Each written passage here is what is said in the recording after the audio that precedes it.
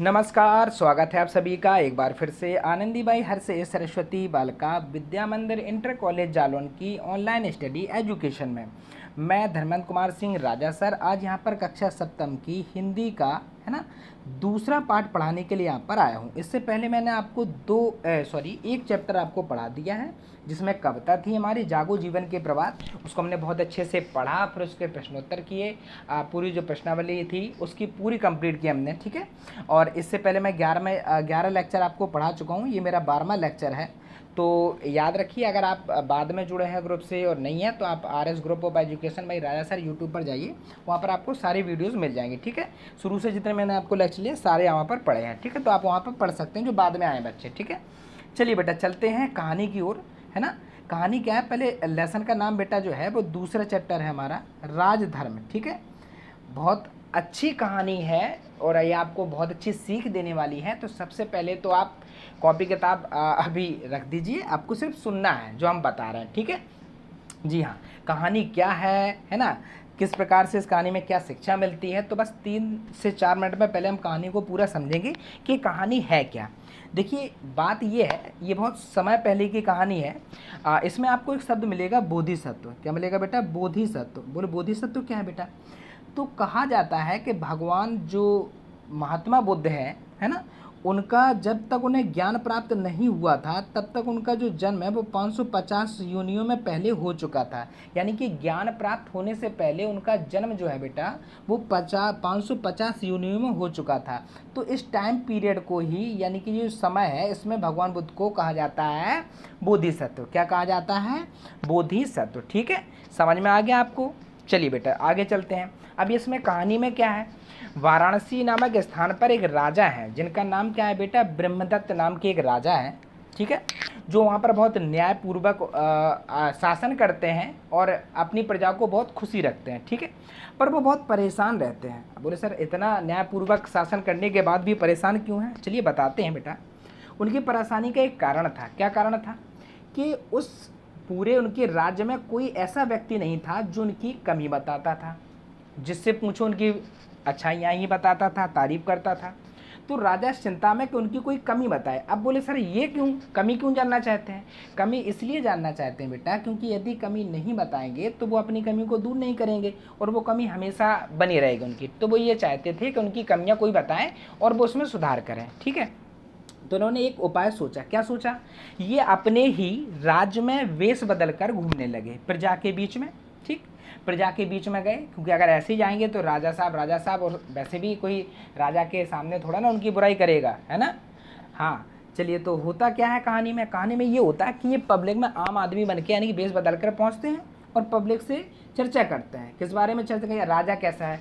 तो जितनी भी वहाँ की जो पब्लिक थी, यानी कि जो प्रजा थी, है ना, वो सभी लोग राजा की तारीफ़ करते थे। बोले हमारे राजा तो बहुत अच्छे हैं, वो हमें बहुत खुश रखते हैं और न्यायपूर्वक शासन करते हैं, न्यायप्रिय हैं। तो घूमते घूमते तारीफ़ इनकी बहुत ज़्यादा होती रही। फिर वो परेशान थे, तो घूमते घूमते वो एक आश्रम में पहुंचते हैं, ठीक है। वहाँ पर एक बोधिसत्व हैं, यानी भगवान बुद्ध, यानी कि कोई गुरु हैं, ठीक है। वहाँ वो पहुँचते हैं। तो जैसे जब वो पहुँचते हैं वहाँ पर, तो फलों का सेवन कर रहे थे, ठीक है। ये उन्हें प्रणाम करते हैं और वहाँ पर बैठ जाते हैं, ठीक है। तो जो गुरुजी थे, बोधिसत्व जो थे, वो उनको फल देते हैं बेटा। क्या देते हैं? फल के खाइए। जब ये फल खाते हैं तो ये बहुत ही उन्हें स्वादिष्ट और मीठे लगते हैं, ठीक है। तो उन्होंने कारण जब बोले, ये तो जो गुरु थे उनसे कहा, बोधिसत्व से कहा कि, किसने कहा बेटा? ब्रह्मदत्त ने कहा। क्या कहा? कि ये जो फल है ये बहुत मीठे और स्वादिष्ट हैं, इसका कारण क्या है? तो जो गुरुजी थे, बोधिसत्व जो थे, भगवान बुद्ध जिन्हें हम कहते हैं, है ना, उन्होंने क्या बताया कि इस राज्य का जो राजा है वो बहुत धर्मप्रिय और न्यायप्रिय है, अर्थात वो धर्मपूर्वक शासन करता है और न्यायपूर्वक शासन करता है। बोले सर तो ऐसा क्या था? उन्होंने क्वेश्चन पूछा कि ऐसा भी होता है? बोले हाँ बिल्कुल होता है भाई। तो इन्होंने क्या किया, अपना परिचय नहीं दिया उन्हें, यानी जो बोधिसत्व थे उनको बिना परिचय दिए वापस आते हैं। क्यों नहीं देते हैं? कि ये नहीं बताते हैं कि वो राजा ही हैं, भेष बदल कर घूम रहे हैं, और वो आते हैं। अब वो क्या सोचते हैं कि हम ये परीक्षा लेंगे, क्या वाकई हमारे न्याय करने से, यानी कि न्यायपूर्वक शासन करने से, धर्मप्रिय शासन करने से, अच्छा शासन करने से इन फलों का स्वाद मीठा है, या वो गुरुजी ऐसे ही कह रहे थे, है ना। तो ये आते हैं अब ये परीक्षा लेने के लिए गुरुजी की, है ना। तो ये आते हैं वापस अपने राज्य में, और अब ये अपने राज्य में प्रजा को क्या करने लगते हैं, सताने लगते हैं, परेशान करने लगते हैं, है ना, अधर्मपूर्वक शासन करने लगते हैं। तो इससे क्या हुआ, जब वो शासन करने लगे उसके बाद फिर वो कुछ दिनों बाद वहाँ पर पहुँचे और गुरुजी के पास पहुँचे। जब वो फल तब भी जब पहुँचे, जब वो फल ही खाने जा रहे थे, तो फिर उन्होंने, जो गुरुजी थे बोधिसत्व, उन्होंने उनको क्या दिए, फल दिए राजा को, यानी कि जिन्हें ब्रह्मदत्त जी को, ठीक है ना। तो जब वो देते हैं, तो जब ये खाते हैं तो वो जो फल थे बहुत ज़्यादा कड़वे लगे इन्हें। इन्होंने तुरंत थूका और उन्होंने कहा ये फल जो हैं इतने कड़वे क्यों हैं। तो बोधिसत्व जी ने आंसर दिया कि इसका कारण सिर्फ ये है कि यहाँ का जो राजा है वो अन्यायपूर्वक और अधर्मपूर्वक शासन कर रहा है। बोले सर इसका, यानी कि जो गुरुजी थे उन्होंने कारण पूछा कि ऐसा क्यों। तो उन्होंने ये बताया कि मान लीजिए अगर कोई नदी है और उसको पार करते समय कोई बैल है, उसके पीछे बहुत सारी गाय है, यानी नेतृत्व करने वाला जो नेता है, जो सबसे आगे चल रहा है, कोई भी हो सकता है। लेसन में यहाँ पर यानी पाठ में आपको बैल बताया गया है। तो जब वो आगे चलता है तो सभी पीछे जो गाय होती हैं उसको फॉलो करती हैं, यानी कि उसको क्या करती हैं, अनुसरण करती हैं, ठीक है। अगर जो बैल होगा वो अपना रास्ता भटक कर कहीं और चला जाता है तो सारी गाय भी उसके पीछे पीछे चली जाती है। इसका सीधा आंसर ये निकलता है, जब उन्होंने समझाया तो उन्होंने ये कहा कि श्रेष्ठ मनुष्य, यानी कि जो राजा होते हैं या जिन्हें लोग अनुसरण करते हैं जिनका, है ना, तो वो उनका जैसा आचरण होता है लोगों का भी आचरण वैसा ही हो जाता है, क्योंकि वो उनका अनुसरण करते हैं, ठीक है। तब इन्होंने बताया कि अगर आप अच्छे और न्यायपूर्वक राज्य करेंगे तो वहाँ पर क्या होगा, जो प्रजा होगी बहुत सुख होगी, और उसका जो छत्र छाया से जो उसके राजपाट है उसमें सब में समृद्धि होगी, ठीक है। तो फिर ये वहाँ से आते हैं और उनको ये कहते हैं कि अब हमारा यही कार्य है कि मैं चलता हूँ कि मेरे वजह से ये जो फल हैं वो कड़वे हुए, क्योंकि इन्होंने अधर्मपूर्वक शासन किया था, तो अब मैं ही इन्हें पूरा करूँगा। यह कहकर वो वापस आते हैं, संकल्प लेते हैं और अपनी प्रजा को फिर से खुशी रखते हैं, जिससे उनके सारा राज्य था वो धन धान हो जाता है ना, धन होती है और उसमें समृद्धि होती है, और वहाँ के जो फल भी थे वो पुनः कैसे हो जाते हैं, मीठे हो जाते हैं। तो इससे हमें क्या सीख मिलती है, इससे हमें ये सीख मिलती है बच्चों कि हमें जो अगर हमारा कोई अनुसरण करता है तो हमें अपना आचरण अच्छा रखना चाहिए, और क्योंकि आपका असर जो होता है वो दूसरों पर बिल्कुल पड़ता है, ठीक है। हाँ चलिए बेटा, अब हम चलते हैं, ये पूरी कहानी थी, अब हम चलते हैं बेटा चैप्टर की। पूरा पार्ट हमने पढ़ेंगे अच्छे से, ठीक है, एक एक चीज़, है ना। वैसे कहानी तो हमने आपको बता दी है, लेकिन फिर भी आप इसको बहुत अच्छे से पढ़ लें, ठीक है, ताकि आपको और ज़्यादा बेहतर तरीके से समझ में आ जाए, ठीक है बच्चों। चलिए बेटा देखते हैं। महात्मा बुद्ध का जन्म 563, है ना, ये डेट आपको याद रखनी है। क्वेश्चन यानी प्रश्न आपसे बन सकता है कि भगवान जो बुद्ध हैं यानी कि उनका जन्म कब हुआ था। तो शाक्य गणराज्य में कपिलवस्तु के निकट एक लुम्बिनी नामक स्थान था। कहाँ था बेटा, लुम्बिनी नामक स्थान। कब हुआ था, 563 ईस्वी मत बोलना, ईसा पूर्व, है ना, हुआ था, ठीक है। अब इनका जो वर्णन है जातक कथाओं में बोधिसत्व के नाम से विभिन्न रूपों में उनके पूर्व जन्म की कहानियाँ, यानी कि जब उन्हें ज्ञान प्राप्त नहीं हुआ उससे पहले की कहानियों का वर्णन किया गया है, ठीक है। प्रस्तुत पाठ में राजधर्म में ऐसे ही जातक कथा दी जा रही है, यानी कि एक जातक कथा एक किताब है जिसमें भगवान बुद्ध की बहुत सारी कथाएं और बहुत सारे चीज़ें बताई हैं, उन्हीं में से इस कहानी को लिया गया है, ठीक है। तो इस कथा में बताया गया है कि है ना, किसी राज्य का राजा जैसा आचरण करता है उसका प्रभाव उस राज्य की प्रजा के साथ संपूर्ण पर्यावरण पर पड़ता है, यानी कि राज्य जो प्रजा है उसके अलावा वहाँ पर पेड़ पौधे यानी संपूर्ण पर्यावरण पर उसका जो होता है इफेक्ट पड़ता है ना। चलिए बेटा चलते हैं आगे, क्या है कहानी में चलते हैं बेटा। ब्रह्मदत्त विवेकशील राजा हैं, यानी कि अच्छे राजा हैं, विवेकशील समझदार राजा हैं, है ना। वह सत्यासत्य उचित अनुचित का सदा ध्यान रखा करते थे, है ना। वह ऐसे व्यक्ति को ढूंढता था, कौन ढूंढता था, राजा ढूंढते थे। कौन से राजा, ब्रह्मदत्त नाम के राजा, है ना, जो उनके दोषों को बता सके, ठीक है।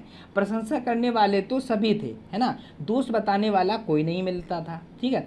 अंतःपुर, राजदरबार, नगर के बाहर सभी जगह लोग राजा के गुणों का बखान करते थे, यानी कि सिर्फ गुण ही बताते थे उनके, पर उनके अवगुण बताने वाला कोई नहीं था, ठीक है। तो इसके लिए उन्होंने क्या किया, राजा ने सोचा कि जनपद में कोई ऐसा व्यक्ति मिल जाए जो उनके दोष बता सके। अतः वेश बदलकर वह पूरे जनपद में घूमे, है ना, और वहाँ भी उसे अपना गुण ही सुनने को मिला, यानी कि जो भी लोग मिले वो सिर्फ उनकी बड़ाइयाँ ही कर रहे थे, ठीक है, दोस्त किसी ने नहीं बताया, ठीक है। फिर वो हिमाचल प्रदेश है ना, जैसे हिमालय सॉरी है ना, हिमालय प्रदेश में जब वो पहुंचते हैं तो घने जंगलों और दुर्गम पर्वत, दुर्गम का मतलब बहुत कठिन है ना, बहुत कठिन मार्ग, ठीक है, जहाँ जाना बहुत कठिन हो, दुर्गम, ठीक है। तो पर्वतों को पार करते हुए जब वो पहुँचे एक सुरम्य हिमालय प्रदेश में स्थित बोधिसत्व के आश्रम में पहुँचे। यहाँ ध्यान रखें बेटा, हमने क्या बताया कि बोधिसत्व भगवान बुद्ध का ही कोई कहा जाता है, ठीक है। तो उसने उन्हें श्रद्धापूर्वक प्रणाम किया। बोधिसत्व ने राजा का कुशल क्षेम पूछा, यानी कि कैसे हो ये उन्होंने पूछा। किसने पूछा? बुद्ध जी ने पूछा, यानी बोधिसत्व जी ने पूछा, ठीक है। फिर आश्रम में राजा एक और चुपचाप बैठ गए, ठीक है। चलिए आगे चलते हैं बेटा। जब वो आगे बैठ गए चुपचाप तो बोधिसत्व जंगल में पके हुए गोदे, गोदे एक प्रकार के फल होते हैं, ठीक है, ध्यान रखना ये, ठीक है। अच्छा, गोदे शक्तिवर्धक और शक्कर के समान मीठे थे, ठीक है। उन्होंने राजा को संबोधित कहा, महापुण्य, ये गोदे खाकर है ना पानी पियो। राजा ने गोदे खाए और पानी पिया, है ना। उसे गोदे बड़े मधुर और स्वादिष्ट लगे, ठीक है। उसने बोधिसत्व से पूछा, किसने पूछा है? बोधिसत्व से किसने पूछा? याद कीजिए, राजा का नाम क्या था? ब्रह्मदत्त नाम का राजा, ठीक है। तो उन्होंने पूछा, भंते क्या बात है? ये भंते क्या है? बुद्ध मैंने जो बुद्ध धर्म है उसमें भंते एक आदर्श पूर्वक शब्द है, जैसे हम लोग कहते हैं श्रीमान, ऐसे ही, ठीक है। भंते क्या बात है? ये गोदे बड़े मीठे और स्वादिष्ट हैं। किन्होंने पूछा ये बेटा? राजा ने पूछा। राजा का नाम क्या था? अभी तक है ना बोधिसत्व जी को ये पता नहीं है कि ये राजा है, वो क्योंकि वेश बदल कर पहुंचे थे, तो ये भी ध्यान रखें आप लोग, ठीक है ना।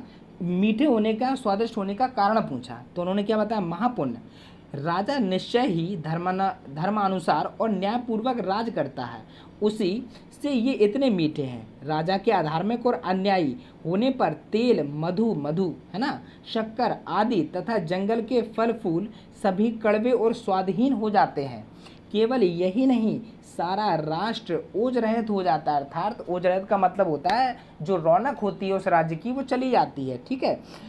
दूषित हो जाता है, दूषित उसका माहौल भी कैसा हो जाता है? खराब हो जाता है। राजा के धार्मिक और न्यायप्रिय होने है ना पर सभी वस्तुएं मधुर और शक्तिवर्धक हो जाती हैं, ठीक है। और सारा राष्ट्र शक्तिशाली ओजस्वी बन जाता है। ये उन्होंने कारण बताया। किसको बताया? राजा को। अभी तक बोधिसत्व जी को पता नहीं है, उनके लिए एक सामान्य मनुष्य हैं, ठीक है। चलिए बेटा, बनते ऐसा होता होगा, यह कहकर राजा अपना परिचय दिए बिना ही बोधिसत्व को प्रणाम कर अपनी राजधानी वापस लौट आते हैं, ठीक है। वो उनको प्रणाम करते हैं, बोले हाँ ऐसा होता होगा, ठीक है। उसने सोचा, किसने सोचा? राजा ने सोचा। कौन से राजा थे बेटा? ब्रह्मदत्त राजा ने। क्या सोचा उन्होंने? है ना, तपस्वी बोधिसत्व का कथन, यानी कि जो उन्होंने कहा है क्या वो सही है, तो उसकी परीक्षा लेने की इन्होंने सोची। अब उन्होंने क्या सोचा कि अधर्म और अन्याय से राज्य करेंगे वो, ठीक है। देखेंगे कि बोधिसत्व की बात में कितनी सच्चाई है, ठीक है।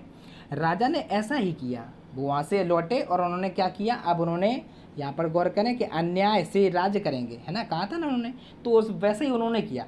कुछ समय बीत जाने के बाद वह फिर बोधिसत्व के आश्रम में पहुँचे, है ना, और उन्हें प्रणाम कर एक और बैठ गए, ठीक है।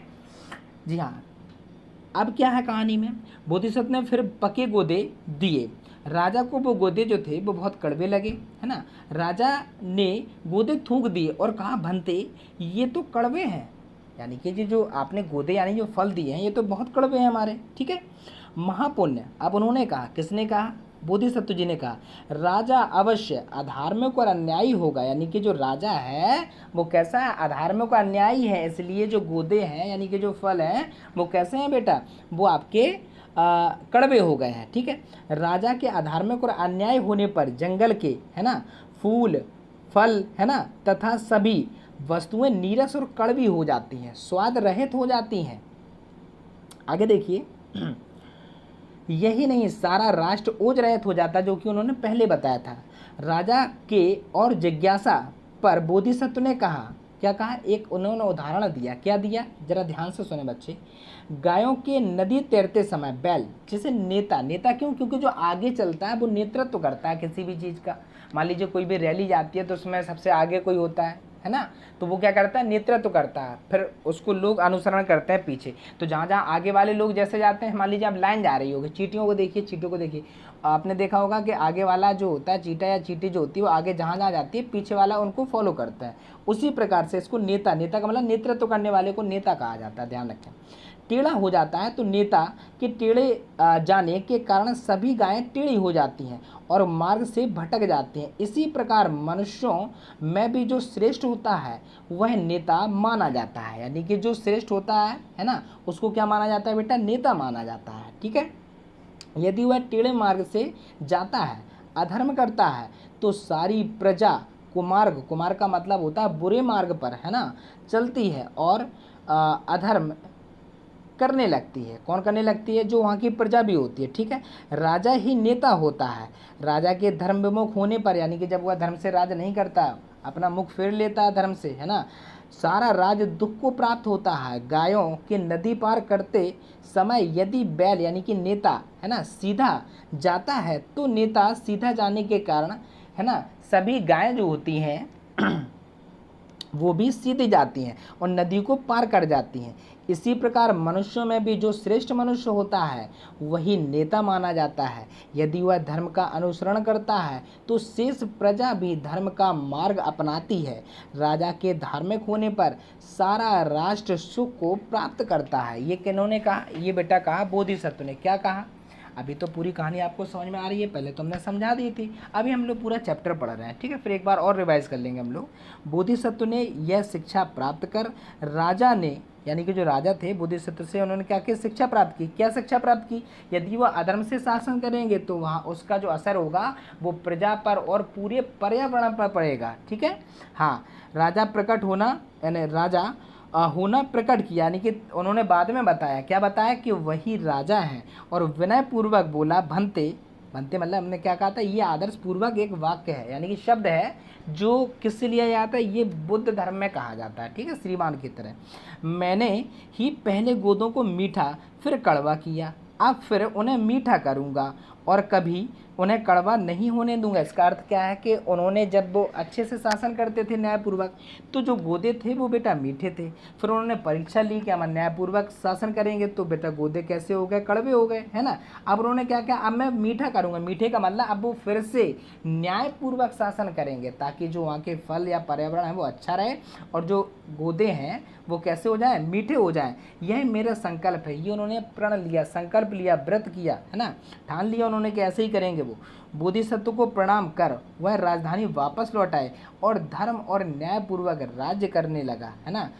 कौन करने लगे, ये ध्यान रखना, हम लगे को लगे कह रहे हैं क्योंकि हम आपको कहानी समझा रहे हैं, ठीक है, तो ये ध्यान रखना।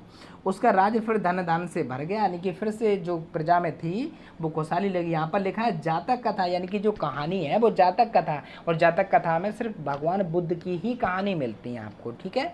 पूरी स्टोरी समझ में आ गई। एक बार फिर से बच्चे ज़रा ध्यान दें, क्या है, भगवान बुद्ध जिन्हें बोधिसत्व कहा जाता है, क्यों कहा जाता है, ऐसा माना जाता है बच्चों के 550 ईस्वियों में ज्ञान प्राप्त होने से पहले उनका जन्म हुआ है। उस समय उनको क्या कहा जाता है, बोधिसत्व। वाराणसी में एक राजा थे जिनका नाम क्या था बेटा, ब्रह्मदत्त, ठीक है, ध्यान रखना। वो परेशान रहते थे, क्यों रहते थे, क्योंकि उनकी कोई बड़ा बुराई नहीं करता था, तो वो बेस बदल कर घूमने लगे, लेकिन फिर भी उन्हें क्या मिला, फिर भी उन्हें कैसे मिला, अच्छाई ही उन्हें बताई चली। तो घूमते घूमते वो कहाँ पहुँचे, एक आश्रम में पहुँचे, बोधिसत्व के आश्रम में, और उन्होंने वहाँ पर गोदे खाए। गोदे खाए तो वो कैसे थे, मीठे थे। कारण पूछा तो बोधिसत्व ने बताया कि यहाँ के जो राजा हैं वो कैसे हैं, न्यायप्रिय धर्मप्रिय हैं, इसलिए यहाँ का जो गोदे हैं, यहाँ के जो गोदे हैं पर्यावरण बहुत अच्छा है और गोदे भी कैसे हैं, मीठे। परीक्षा उन्होंने ये सोचा क्या ये ऐसा होता है, तो उन्होंने परीक्षा लेने की सोची, और जब वो वापस आते हैं तो अपनी प्रजा को उत्पीड़ित करते हैं, है ना, उनका शोषण करते हैं और अन्यायपूर्वक क्या करने लगते हैं, शासन करने लगते हैं। फिर जब वो पुनः पहुँचते हैं बोधिसत्व के आश्रम में तो फल देते हैं, वो कैसे होते हैं, कड़वे। तब वह समझाते हैं कि आखिर ये कड़वे क्यों हैं, क्योंकि जो नेता होता है उसे लोग क्या करते हैं, अनुसरण करते हैं। तो नेता जैसा मार्ग पर चलता है, प्रजा भी उसी मार्ग पर अग्रसर हो जाती है। तो ये ध्यान रखें। ये कहानी आपकी समाप्त होती है। उम्मीद है कि कहानी आपको बहुत अच्छे से समझ में आई होगी और इससे हमें सीख मिलती है। क्या सीख मिलती है कि अगर हमें कोई फॉलो करता है, नहीं भी हर किसी को देखिए कोई ना कोई फॉलो करता है। हम लोग मम्मी पापा को करते हैं, है ना, या हमारे लाइफ में कोई ऐसा होता है जिसकी हम बात बहुत ज़्यादा मानते हैं। वो टीचर भी हो सकता है, वो आपके पापा भी हो सकते हैं, वो आपके भाई भी हो सकते हैं। तो वही आपके आइडल जिसको हम लोग कहते हैं, है ना, उनका हम अनुसरण करते हैं। तो ऐसे ही आप किसी न किसी के अनुसरण आपके छोटे भैया बहन हो सकता है आपको कर रहे हो, है ना। तो ये ध्यान रखें, आप अपना ऐसा व्यवहार रखें कि आप जैसा करेंगे वैसे ही आपको फॉलो करने वाले यानी जो अनुसरण करने वाले लोग होते हैं वैसे ही करेंगे। तो आप अच्छा व्यवहार रखें तो जाहिर सी बात है वो भी अच्छे ही सीखेंगे, ठीक है। अब यहाँ पर जरा मीनिंग्स जो है यहाँ पर यानी कि जो शब्दार्थ है मुझे एक बार देख लेते हैं। विवेकशील का मतलब बेटा विचारवान होता है, अंतःपुरा मतलब रनिवास होता है, ठीक है। दुर्गम का मतलब जहाँ पहुँचना कठिन हो, ऐसा स्थान जहाँ पर कठिन से कठिनाई से पहुँचा है। श्रमिक का मतलब बेटा रमणीक होता है, ठीक है। भंते बौद्ध धर्म में मान पाली भाषा का आदर सूचक जो है वो शब्द है, ठीक है। ओज का मतलब बेटा कांति होता है, जिज्ञासा का मतलब जानने की इच्छा, और अनुसरण का मतलब होता है पीछे चलना, ठीक है। संकल्प का मतलब होता है दृढ़ निश्चय। आप सभी लोग इन यहाँ से शुरू करेंगे, आप दूसरा आप पार्ट डालेंगे और उसमें सबसे पहले आपको लिखनी है बेटा ये शब्दार्थ, ठीक है। इसके बाद हम लोग जो प्रश्न उत्तर हैं वो हम लोग अगले आपके जो आपका सेशन होगा यानी अगला जो लेक्चर होगा 13वां उसमें हम लोग डिस्कशन करेंगे, ठीक है। फिर भी 2-4 क्वेश्चन क्या है हम आपको बोल के बता दे रहे हैं कैसे क्वेश्चन है, कैसे पूछे। ब्रह्मदत्त राजा जो नामक राजा थे वो क्यों प्रसिद्ध थे आपको पता है, क्योंकि वो धर्मपूर्वक न्याय करते थे, ठीक है। राजा ब्रह्मदत्त वेश बदल कर क्यों घूमते थे, है ना। ये क्वेश्चन है जो हम आपको पढ़ रहे हैं, अगले सेशन में आपको करवाएंगे, ठीक है। तो ऐसे क्वेश्चन है, क्यों घूमते थे, क्योंकि उन्हें कोई कमी बताए, ठीक है। चलिए बेटा ऐसे ही क्वेश्चन है बहुत इजीली आप लोग, क्योंकि अगर आपने स्टोरी को बहुत अच्छे से समझा होगा तो आपको ये क्वेश्चन तुरंत याद हो गए होंगे, ठीक है। हम लोग अगले सेशन में आप बस स्टोरी को ध्यान में रखिए, है ना। आपको कौन कौन है, कहाँ से स्टोरी शुरू होती है, किसी भी कहानी को पहले तो आप सिर्फ समझा करें। तो आप अगर इसको दोबारा से आप इसको वीडियो को देखें और आप बिल्कुल शांति से पूरी कहानी को सुनते चलिए, ठीक है। 4 मिनट में ही पूरी आपको कहानी समझ में आ जाएगी, ठीक है। चलिए चलते हैं थोड़ी सी जानकारी और हमेशा की तरह आपको पता है कि कोरोना वायरस का बहुत खतरनाक प्रकोप चल रहा है हर जगह, तो आप लोग सतर्क रहें, सुरक्षित रहें, हैंड वॉश लगातार करते रहें, ठीक है। और ये मतलब हमने आपको बताया ये बेटा आपको गवर्नमेंट ने हेल्पलाइन नंबर दिया है, व्हाट्सएप पर आप हाई लिख के ऐसे नहीं करना बच्चों कि आप मजाक में ही हाई करें, है ना। अगर आपको कोई ज़रूरत है तो आप इस नंबर को सेव कर सकते हैं, व्हाट्सएप पर उस पर हाई कर सकते हैं और जो भी आपको सूचना चाहिए वो मिल सकती है, ठीक है बच्चों। चलिए बेटा आगे देखते हैं हाँ, आपको अच्छा खाना है, हेल्दी खाना है, क्योंकि आपको पता है कि जो इम्यूनिटी पावर है अगर आपकी अच्छी है तो आप कोरोना वायरस ये नहीं है कि आप इफेक्ट नहीं होंगे। देखिए एक चीज़ ये भूल जाए कि जो नए लोग हैं या बूढ़े लोगों को ऐसा हो रहा है तो ये बेटा अगले बार से हम आपको बता दिया करेंगे कि जो फेक न्यूज़ जो अक्सर हमारे आसपास होती रहती हैं कि आप ऐसा खाएं वैसा खाएं ये हो जाएगा। देखिए हम अपनी इम्यूनिटी पावर यानी कि जिसे हम लोग रोग प्रतिरोधक क्षमता कहते हैं वो बढ़ा सकते हैं।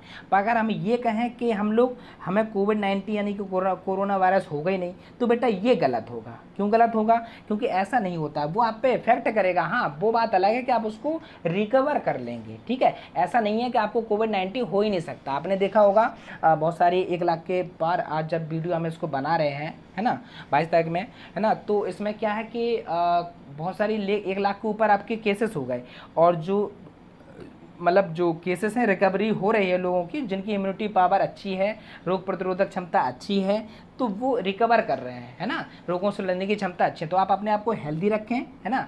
ऐसा नहीं है कि आप घर पर डले आलसी हो जाएं, ये आपके लिए बहुत ज़्यादा खतरनाक होगा, ठीक है। आप लगातार जैसे सुबह आप योगा कर सकते हैं, एक्सरसाइज कर सकते हैं, यानी कि आप ऐसे कार्य करते रहें जिससे आपका शरीर चलता रहे और आप हेल्दी फूड खाएँ, है ना, ताकि आपकी रोग प्रतिरोधक क्षमता बढ़े। हाँ समझ में आ रहा, ये ध्यान रखें, किसी को भी हो सकता है बट आपको ये नहीं करना कि हमें होगा ही नहीं, ये गलत सोच है आपकी, ठीक है। इम्यूनिटी पावर आप बढ़ा सकते हैं, हाँ आप रिकवर हो सकते हैं, लेकिन सबसे अच्छी बात है कि आप दूर सतर्क रहें, आपको ये दूर रहना है इन सब चीज़ों से, ठीक है ना। आपको मतलब कोविड-19 जैसी बीमारियों से अपने आप को भी दूर रखना है और अपने समाज को भी रखना है, ठीक है।